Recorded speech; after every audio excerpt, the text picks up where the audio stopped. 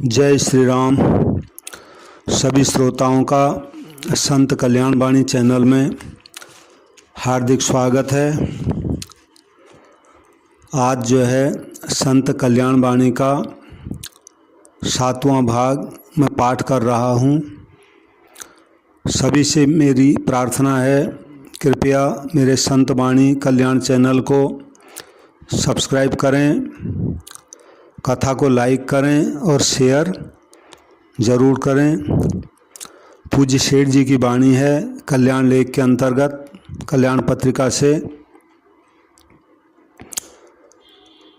सेठ जी कहते हैं, याद रखो उचित तो यह है कि परमात्मा रूपिणी माँ की उपासना करके उनसे कुछ भी नहीं मांगा जाए।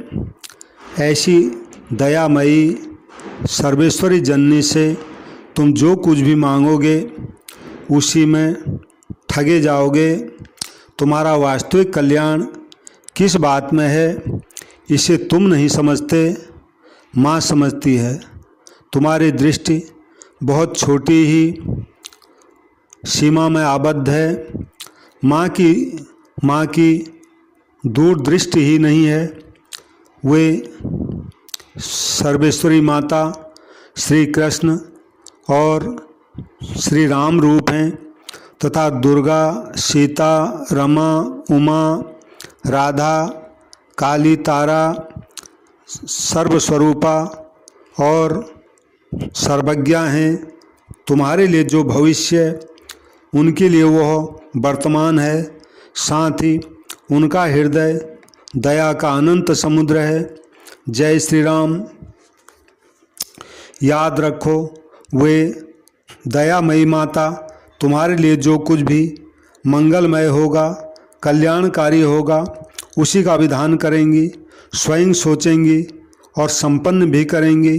तुम तो बस निश्चिंत और निर्भय होकर अबोध शिशु की भांति उनका पवित्र आंचल पकड़े हुए उनके वात्सल्य भरे मुख की ओर ताकते रहो। डरना नहीं। काली, तारा तुम्हारे लिए भयावनी नहीं है, वे राक्षसों के लिए भयदायिनी हैं। भगवान नरसिंह देव सबके लिए भयानक थे, परंतु भक्त प्रहलाद के लिए भयानक नहीं थे। फिर मातृ रूप तो कैसा भी हो, अपने बच्चे के लिए कभी भयावना होता ही नहीं है। सिंहनी का बच्चा अपनी माँ से कभी डरता नहीं है, अतः उनकी गोद से कभी न हटो, उनका आश्रय हमेशा पकड़े रहो। जय श्री राम। याद रखो माँ के उपदेशों पर ध्यान दो। उनके सारे उपदेश तुम्हारी भलाई के लिए ही हैं। देवी भागवत में ऐसे बहुत से उपदेश हैं। भगवती गीता ऐसे उपदेशों का सुंदर संग्रह है, और न हो तो श्री कृष्ण रूप माँ के द्वारा ही उपदिष्ट श्री मद् भगवत गीता को उपदेशों का खजाना दिया समझो। उसी को आदर्श बनाओ, पथ प्रदर्शक बनाओ। उसी के उज्ज्वल और निर्दोष प्रकाश के सहारे माँ का अनन्य आश्रय लिए हुए, माँ के नामों का रटन करते हुए माँ को पुकारो, उनकी सेवा करो। गीता शक्ति में भगवती की सारी शक्ति निहित है। जय श्री राम। याद रखो माँ अपना काम स्वयं करेंगी। यदि मांगोगे तो धोखा खाओगे। पता नहीं तुम्हें कहीं राज्य मिलने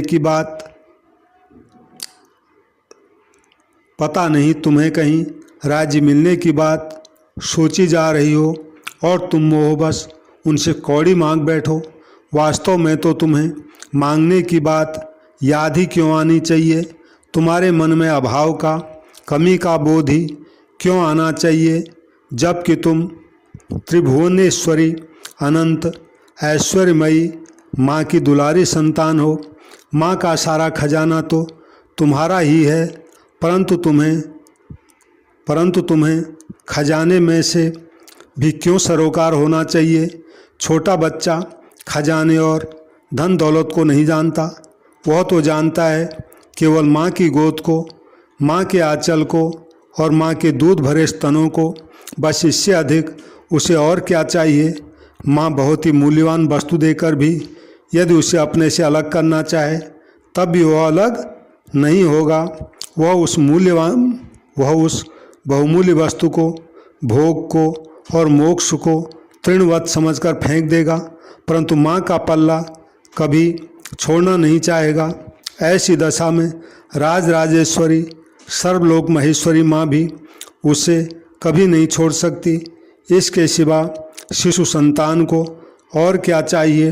अतः तुम भी माँ के छोटे से भोले भाले बच्चे बन जाओ।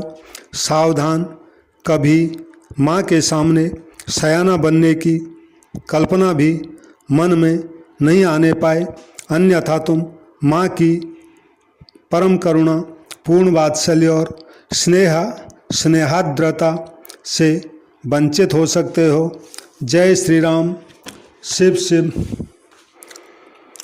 अब जो है मनन करने योग्य एक लेख है, मूक प्राणियों की सेवा, सच्ची सेवा। एक लेख भेजा है श्री शिव कुमार जी गोयल जी ने। ये संत श्री उड़िया बाबा की बात है। कहते हैं ब्रह्मनिष्ठ संत श्री उड़िया बाबा एक बार अपने एक भक्त के साथ भिक्षा यानी भोजन मांगने एक गली से गुजर रहे थे। उन्होंने देखा कि गली में एक पड़ा हुआ बीमार कुत्ता ज़ोर ज़ोर से चिल्ला रहा है। उसके शरीर को देखते ही पता लग गया कि यह चर्म रोग से ग्रस्त है तथा असहनीय दर्द एवं भूख प्यास के कारण वह रो रहा है। शिष्य ने नाक पर कपड़ा लगाते हुए कहा, बाबा भयंकर दुर्गंध आ रही है, तेजी से यहाँ से आगे निकल चलिए। बाबा ने कहा, रे यह मूर्ख प्राणी दर्द और भूख से तड़प रहा है, क्या तुमको इस पर दया नहीं आ रही।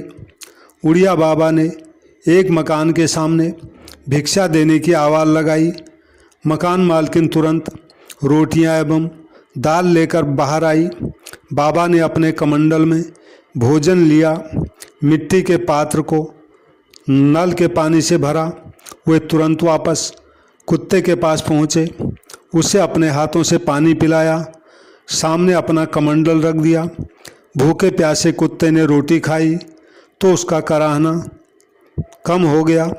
बाबा अपनी कुटिया में पहुँचे, परिचित वैद्य को बुलवाया तथा उन्हें आदेश दिया कि कुत्ता दर्द से तड़प रहा है, सब काम छोड़कर उसके घावों पर पहले दवा लगाइए।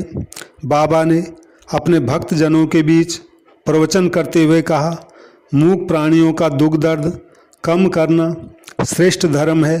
हमें प्रतिदिन किसी गरीब तथा बीमार मानव की सेवा सहायता जरूर करनी चाहिए।